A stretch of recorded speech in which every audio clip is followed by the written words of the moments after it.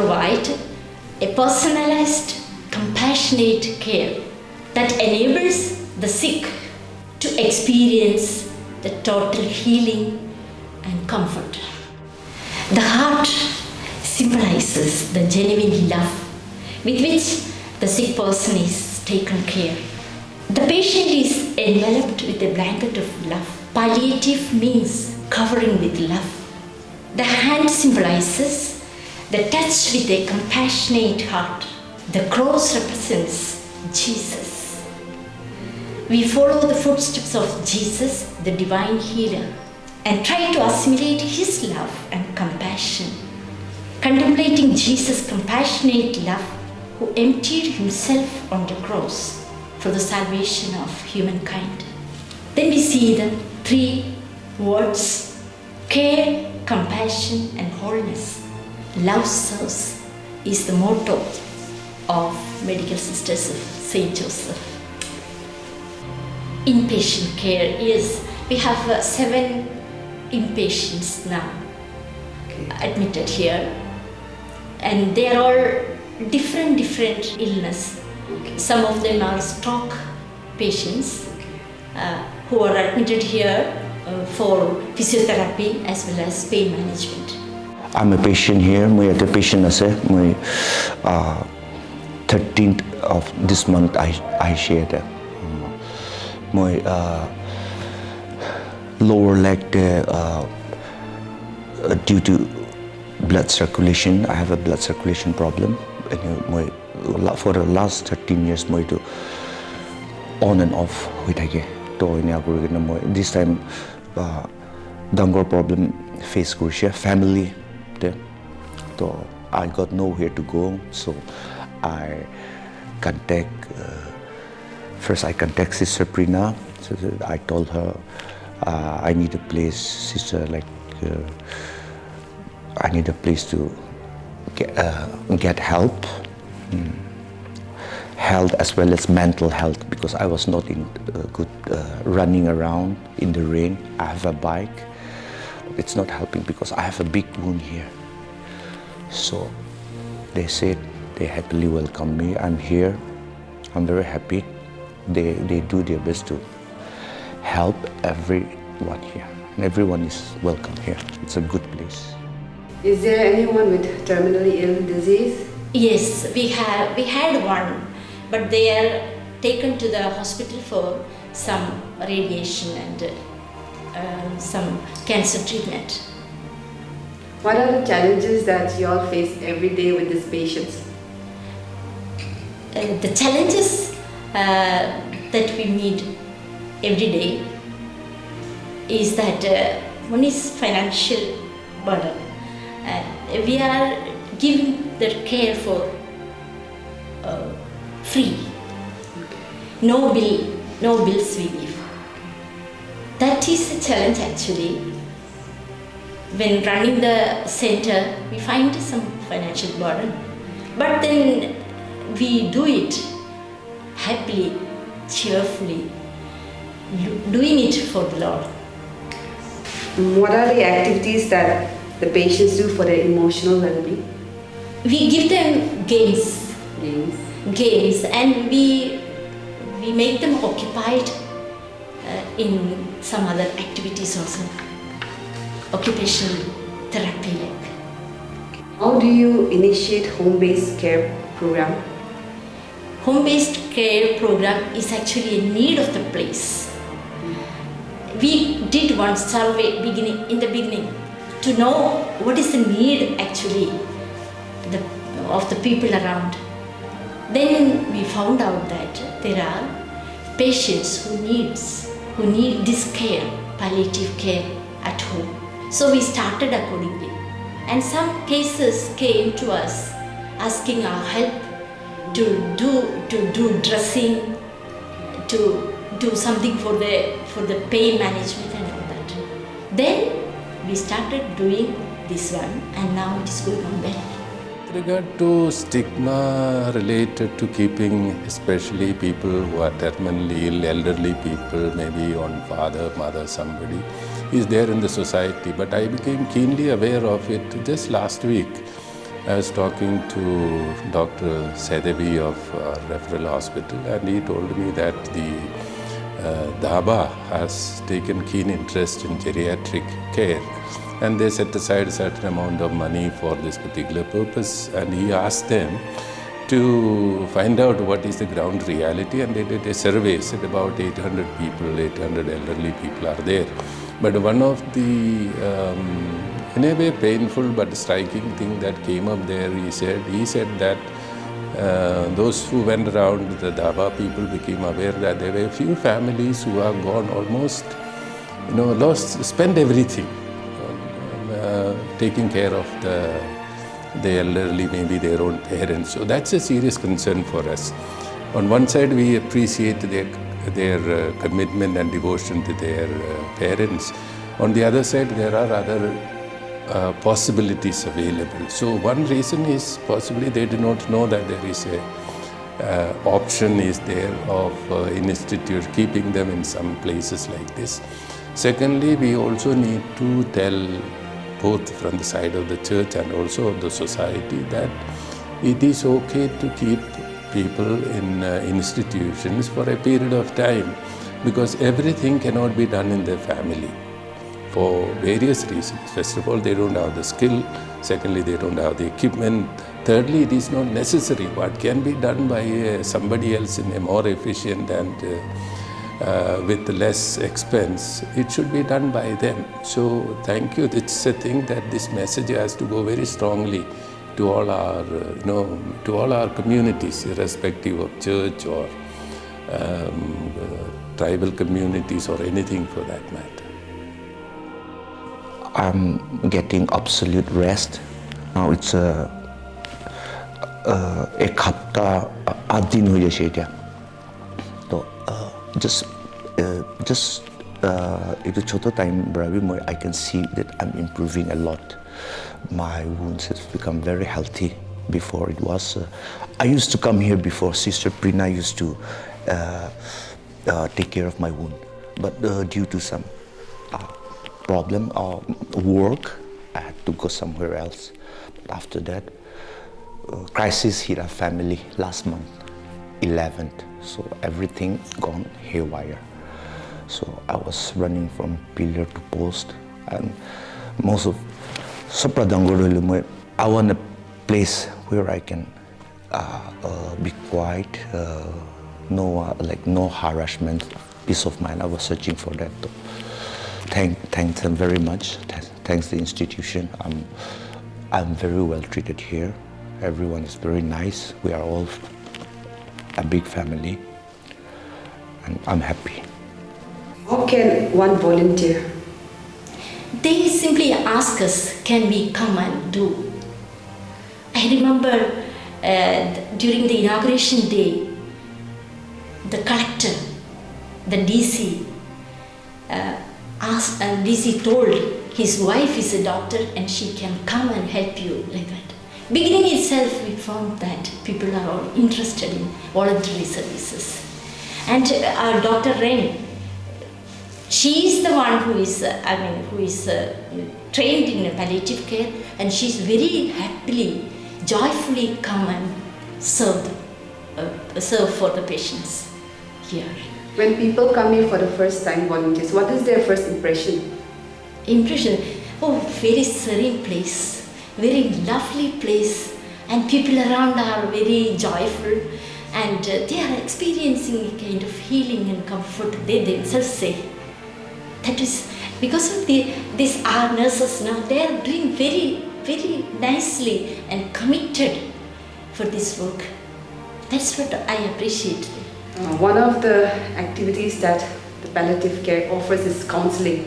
Yes. Can you elaborate that? Yes. Here, some people have asked us for voluntary service of counseling. And we do also sometimes. We go to the patients and sit with them and chat with them and trying to speak out by themselves. Trying them to speak out by themselves like that. And then they express their inner worries, tensions and their pain, all those in spiritual psychological as well as physical. Have you come across any patients where they felt like, okay, where they were showing more of an aggression than acceptance when it came to their, the cause of their problem? When they came to know that, yes, there are cases on who is very aggressive too. That they, after some time, they change their attitudes. They change their attitudes to some understanding, empathetic, like that. They express their ideas like Niranjan. He's a 10-year-old boy, was shot by somebody and got paralyzed the down part, the lower part of the body.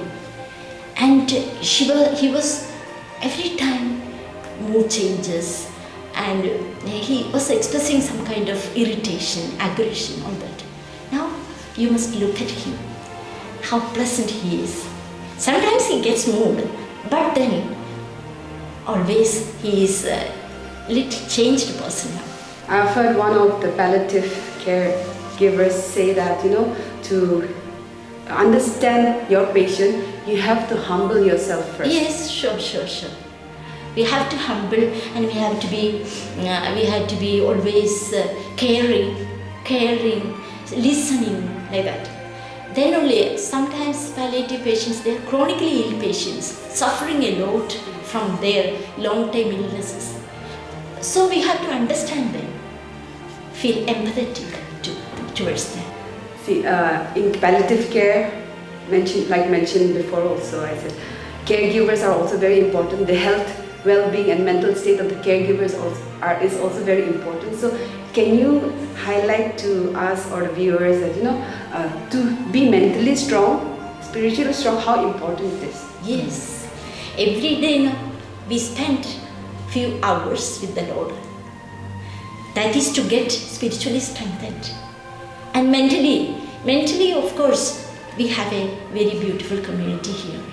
We can speak out and they understand, and they can express their feelings. Like that, understanding community is there, and we all are like that today. We eight of them are there in the palliative team now. All understand, and director is there. He also understands very nicely, and he also directs us. Like that, a community that is well built is there. Most of the patients here, do you communicate in local dialect or in English? That is, now we are learning Nagamis. That's wonderful. And aste jane. Oh, very nice. Aste jane. And they also help us to learn Nagamis. And they all understand English. So communication is not so difficult for us.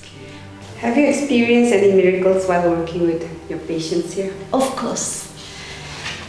They become very peaceful and comfortable after coming here. That itself, not other expressive sudden miracles. Other than that, this is the big miracle we feel. And the daily running of the center is also an amazing providence of God. Can you please highlight to me or elaborate to me the end of life care? Yes, we had a graceful incident here. The patient was brought 2 days before his death. He was full injury, that sores, bed sores. He was suffering a lot. When we were asked to take up the patient, we were stunned. Seeing the patient, we were stunned. We told tomorrow we'll come with ambulance. We went with the jeep only, but we could not take him in that. The very next day morning, we went there to take the patient with ambulance. Then in the ambulance, the patient was taken to that stretcher, and somebody told me to sit in the front, but I told no, I will sit only in the back with the patient. I was simply touching the patient. And whenever my touch was not there, the patient, I feel pain, I feel pain. Then I said, no, I'm here. Like that we came here. And when we came here, all joined with me to take the patient, and all staff, all running came. And we all together took the stretcher and took the patient to the room. And then we put some oil and all that. And then the patient opened his eyes and said, "Thank you." First time in life. This was only we heard. With that, we were very much stunned, hearing that. See how much he was longing to get human touch. Yes. Then he was taken to he told, "Utti Dibi." We did not understand properly actually, "Utti Dibi." But then driver told to lift him up. Suddenly she went and took one backrest and put the patient in his own desired way. And then he laughed, he smiled at us. And then this whole staff, they were very interested, very much keen in feeding him. In whatever we gave, he ate. And then we were around, we have the photographs. And then we were around and we were praying and we were doing the necessary things, and we went off from there. But then children at every meal's time, they go and feed him without telling them. That much interested everyone. On the very next day, at 6 p.m, he made some, when I entered, just before that itself, she was there. But she did not, she did not notice anything extra, abnormal like. But after some time, I went there. Then the patient was about to die like. Then I called everyone. Everyone came and we were praying, and the patient died. And then somebody commended, someone who came to take the body commended, the patient was, and our so and so was privileged to have a dignified death. That made us so happy and so contented. Why do you think that dying with dignity is so important? Because we are all a human being. We have a dignity. We are created in the image and likeness of God Himself. So we have to respect. We have to we have to keep up that dignity. We have to keep up our own dignity, at the same time the dignity of our fellow human being. Are you at some point scared to die? Yeah, usually people are scared to die now. We have to facilitate that dying is something beautiful and something rewarding. Rewarding, yes. Every change starts with a community. Yes. So, can you highlight to me some community programs that you have done in sensitizing people about palliative care? Yes, in yesterday itself, for example, we went for home care services. Then few people came asking some help. Pressure variation is there 1-for-1, and sister did pressure checkup. And then the child, where we were giving the care, the child was not properly cleaned, so we gave her bath with hot water and nicely, and I took the child in my arms. Then the child was simply enjoying that peace and comfort. How long can a patient stay here? They can stay, they can leave at any time. Once they get well, they will leave.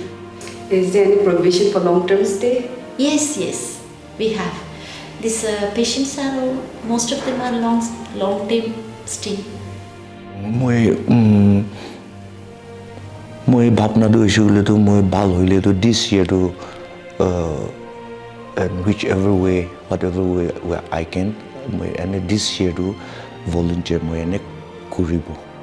After that, moi